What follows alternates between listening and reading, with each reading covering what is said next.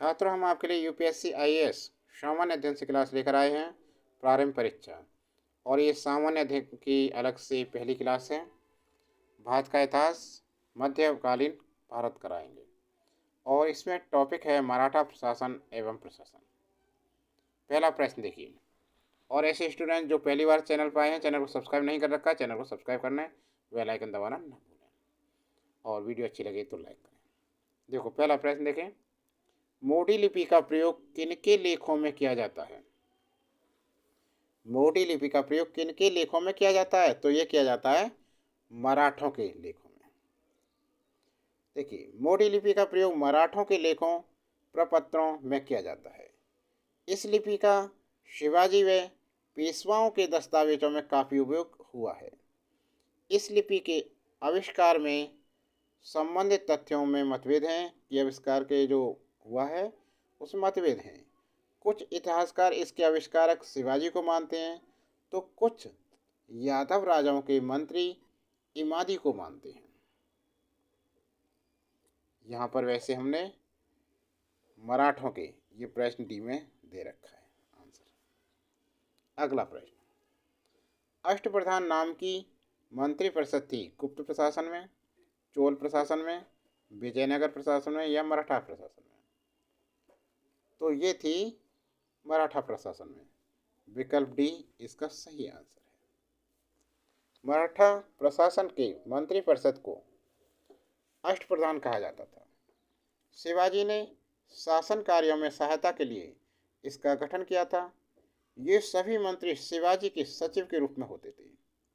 ये सभी मंत्री शिवाजी के सचिव के रूप में होते थे, जिनकी भूमिका सलाहकारों की थी।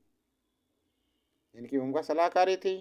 राजा ही प्रशासन का प्रधान, सर्वोच्च सेनापति एवं न्यायाधीश था। अगला प्रश्न। शिवाजी के अष्टप्रधान का जो सदस्य विदेशी मामलों को देखरेख करता था, उसे क्या कहते थे? वह था पेशवा, सचिव, पंडितराव या सुमंत? तो वो था सुमंत। विकल्प डी इसमें सही आंसर है। शिवाजी के अष्टप्रधान का सदस्य सुमंत राज्य का विदेश मंत्री होता था, और यह विदेशी मामलों की देखरेख करता था। इसके प्रमुख कार्य थे जैसे राजा का संधि अथवा युद्ध के बारे में सलाह देना, विदेशों से समाचार प्राप्त करना, विदेशी राजदूतों की देखभाल करना एवं अपने राजदूतों को विदेशों आदि में भेजना। ठीक है। अगला प्रश्न, प्रश्न नंबर 4 देखिए। संभाजी के बाद मराठा शासन को निम्नलिखित में से किसने सरल और कारगर बनाया? राजाराम, बालाजी, विश्वनाथ, गंगाबाई, नानाजी देशमुख? तो संभाजी के बाद बालाजी विश्वनाथ ने मराठा शासन को सरल और कारगर बनाया। साहू ने इसे 1708 में सेना के व्यवस्थापक की पदवी दी तथा कई सेना के गठन व देश में शांति व सुव्यवस्था की स्थापना का कार्य सौंपा। बालाजी विश्वनाथ की सबसे महत्वपूर्ण उपलब्धि मुगलों तथा मराठों के मध्य एक स्थायी समझौते की व्यवस्था थी, जिसमें दोनों पक्षों के अधिकारों तथा प्रभाव क्षेत्र की विधिवत व्यवस्था की गई। तो हमारा संभाजी के बाद मराठा शासन को निम्नलिखित से किसने सरल और कारगर बनाया? वो है बालाजी विश्वनाथ।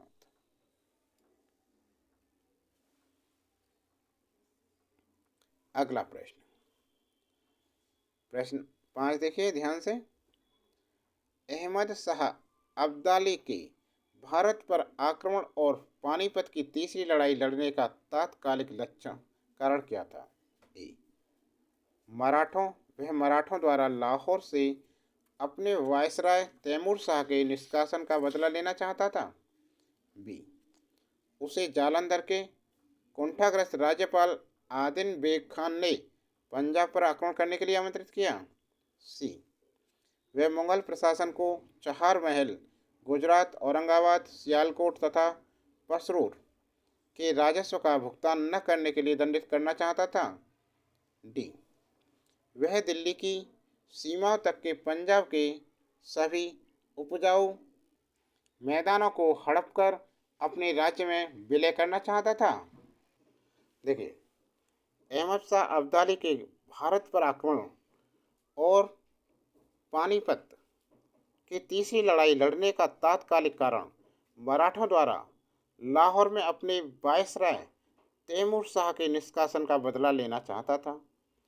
अहमद शाह अब्दाली दुरानी कबीले का अफगान सरदार था, जो 1747 ईस्वी में नादिर शाह की हत्या के पश्चात गद्दी पर बैठा। इन्होंने 1748 से 1767 ईस्वी तक मध्य भारत पर 7 बार आक्रमण किया था। इससे पहला आक्रमण 1748 ईस्वी में किया, किंतु राजकुमार अहमद शाह के नेतृत्व में शाही सेना ने इसे परास्त कर दिया। तत्पश्चात अब्दाली ने 1751 ईस्वी तथा 1782 ईस्वी में आक्रमण कर पंजाब पर अधिकार कर लिया। इसके बाद अब्दाली ने दिल्ली पर आक्रमण किया तथा वहीं लूटपाट की। पारंपरिक हित विरोध के कारण अब्दाली तथा मराठों के मध्य तनाव निरंतर बढ़ता चला गया तथा 11 जनवरी 1761 ईस्वी को पानीपत के तृतीय युद्ध में उसने मराठों को परास्त कर दिया। तो छात्रों, ये क्लास कैसी लगी आपको? क्लास अच्छी लगी तो लाइक कीजिए, ज़्यादा से ज़्यादा शेयर कीजिए और प्रमोट कीजिए चैनल के लिए। एजुकेशन का चैनल है, बढ़ाइए ज़्यादा से ज़्यादा इसे। आज के लिए इतना ही। प्रत्येक दिन क्लास आया करेगी आपके लिए सामान्य अध्ययन से IAS